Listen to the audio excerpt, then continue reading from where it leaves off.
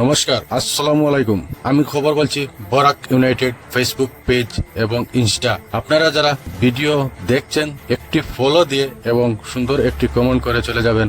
আপনাদের কমেন্টেই আমার আশা, আপনাদের ভালো একটি কমেন্টের কারণে আমার উৎসাহ হবে এবং আমি আরো আপনাদের সামনে ভিডিও উপস্থাপন করব। আজকের খবর, ভয়াবহ সড়ক দুর্ঘটনায় শিশু সহ গুরুতর আহত 2, নিহত 1 জন বলে জানা গিয়েছে। শিলচর আইজল রোড 306 নম্বর জাতীয় সড়কের খাবুগঞ্জের পোকাইপার এলাকায় মিনি ট্রাকের ধাক্কায় একটি ইলেকট্রিক অটো দুমড়ে চুমড়ে যায়। সোমবার দুপুর 1:30 নাগাদ ঘটে দুর্ঘটনাটি। এতে এক শিশু সহ অটোর চালক ও এক যাত্রী মারা গিয়েছেন বলে জানা গিয়েছে। আহতদেরকে স্থানীয়রা উদ্ধার করে 108 অ্যাম্বুলেন্সে তাদেরকে শিলচর মেডিকেল কলেজ হাসপাতালে পাঠান। আহতদের মধ্যে কয়েকজনের অবস্থা আশঙ্কাজনক বলে জানা গিয়েছে।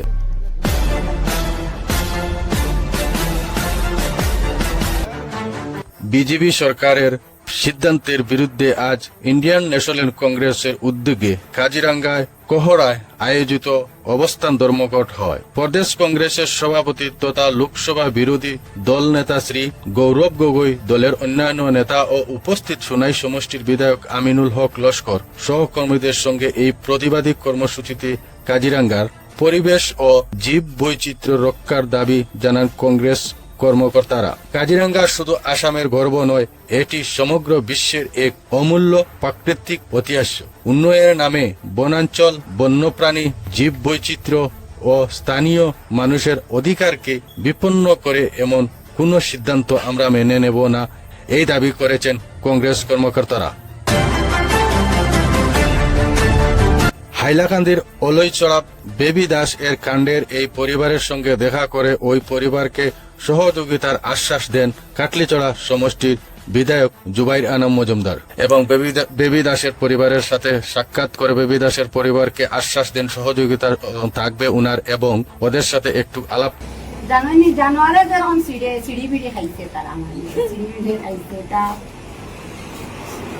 বরাক উপত্যকার শিলচর ক্যান্সার হসপিটালে প্রতিদিন চিকিৎসা ও পরীক্ষার জন্য আসা রোগীদের মধ্যে গড়ে 8 থেকে 10 জনের শরীরে ক্যান্সারের লক্ষণ শনাক্ত হচ্ছে বলে জানিয়েছেন সেন্টারের জোনাল কোঅর্ডিনেটর অভিজিৎ ভট্টাচার্য। তিনি জানান, প্রতিদিন প্রায় 25 থেকে 30 জন রোগী শিলচর ক্যান্সার সেন্টারে আসেন। তাদের মধ্যে 8 থেকে 10 জন মানুষের শরীরে ক্যান্সারের প্রাথমিক বা স্পষ্ট লক্ষণ ধরা পড়েছে, যা অত্যন্ত উদ্বেগজনক বলে মনে করেছেন বিশেষজ্ঞরা। অভিজিৎ ভট্টাচার্যের মতে, তামাক, গুটখা, পান মশলা ও অন্যান্য তামাক জাতীয় দ্রব্যের অতিরিক্ত ব্যবহার ক্যান্সারের অন্যতম প্রধান কারণ। তিনি অভিযোগ করেন, শুধু হাট বাজারে নয়, শিক্ষা প্রতিষ্ঠানগুলির আশেপাশে ও অবৈধ গুটখা ও তামাকজাত সামগ্রী বিক্রি হচ্ছে, যা তরুণ প্রজন্মের জন্য বড় ধরনের ঝুঁকি তৈরি করছে। তিনি আরও বলেন, ক্যান্সার প্রতিরোধ, তামাকজাত দ্রব্যের ব্যবহার বন্ধ করা এবং সাধারণ মানুষের মধ্যে ব্যাপক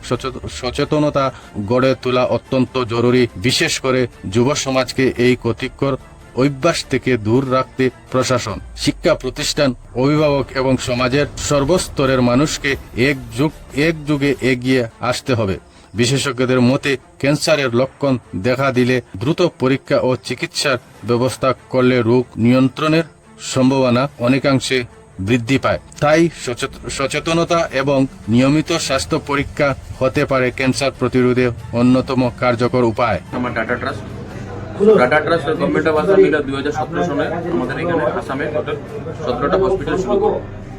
তো 17টা হসপিটালের মধ্যে আমাদের প্রথম হসপিটাল 2022 সনে 28 এপ্রিল আমাদের প্রধানমন্ত্রী নরেন্দ্র মোদী এবং তখন রতন টাটাজি আমাদের তৎকালীন সিএম, ওরা তখন গুয়াহাটিতে আমাদের ফার্স্ট স্টেট ক্যান্সার ইনস্টিটিউট একটা শুরু করার কথা, কিন্তু 2022 সনে ডিব্রুগড়ে আমাদের প্রথম হসপিটাল শুরু হয়। আর সেই দিনই আমাদের 7টা হসপিটাল একসাথে চালু হয় আসামে। তো 7টা হসপিটালের মধ্যে আপনার হলো ডিব্রুগড় আছে, যোরহাট, তেজপুর, দরং, লক্ষিমপুর, বরপেটা আর কোকরাঝার। এই 7টা হসপিটাল একসাথে 2022 সনে 28 এপ্রিলে শুরু হয়। তারপরে 2024 সনে 1 মার্চ শিলচর ক্যান্সার সেন্টার আমাদের মাননীয় মুখ্যমন্ত্রী উনি এখানে শুরু করেছেন। আর 2024-এর 2 মার্চ গুয়াহাটি মেডিকেল কলেজের ভিতরে স্টেট ক্যান্সার ইনস্টিটিউট, যেটা 300 বেডেড হসপিটাল, এই হসপিটালটা আমাদের শুরু হয়। তো এখন আমাদের টোটাল তখন 9টা হসপিটাল শুরু হয়েছিল। আর 2026 সনে আমাদের আরও 3টা হসপিটাল শুরু হয়। একটা হলো ডিপু ক্যান্সার সেন্টার, একটা তিনসুকিয়া ক্যান্সার সেন্টার, আর একটা হলো গোলাঘাট ক্যান্সার সেন্টার। সো আমাদের টোটাল এখন আসামে 12টা ক্যান্সার সেন্টার আছে, আরও 5টা ক্যান্সার সেন্টার আমাদের শুরু হয়ে যাবে। সো এখন এইগুলোর মধ্যে আমাদের সিস্টেম আছে, এটার আমাদের বলি level 1, level 2, level 3, level 4। So level 1 হসপিটালটা হলো স্টেট ক্যান্সার ইনস্টিটিউট, যেখানে রেডিয়েশন থেরাপি, কেমোথেরাপি শুরু করে আপনার ইদানিং আপনারা শুনছেন মনে হয় যে প্রোটন থেরাপিও শুরু হইব। তো প্রোটন থেরাপি ইন্ডিয়ার মধ্যে আফটার টাটা মেমোরিয়াল মুম্বাই আর অ্যাপোলো চেন্নাইয়ের পরে আসামে আর পাবলিক সেক্টরে তো ইন্ডিয়ার মধ্যে ফার্স্ট এটা গুয়াহাটিতে শুরু হইব, যেটার লেগে 500 কোটি টাকা বাজেট ইদানিং হয়ে গেছে। আর এটা আশা করা যায় যে এই বছরই এই প্রোটন থেরাপি শুরু হইব। এছাড়া robotic surgery, nuclear medicine, PET scan, এগুলো আমাদের সবগুলো সেন্টারেই আছে। শিলচরে আমাদের পেট স্ক্যান আছে, শিলচরে আমাদের রেডিয়েশন থেরাপি, কেমোথেরাপি, ব্রেকিথেরাপি, এগুলো যাবতীয় ট্রিটমেন্ট এখানে হয়ে যায়। ইভেন আমাদের যদি কোনো ডক্টরের সহায়তা থাকে তো আমাদের যে কোনো হসপিটাল থেকে আমাদের টাই আপ করা আছে, তো আমাদের এরকম ডক্টররা আসে, সে ওরা সার্জারি টার্জারি এখানে করে।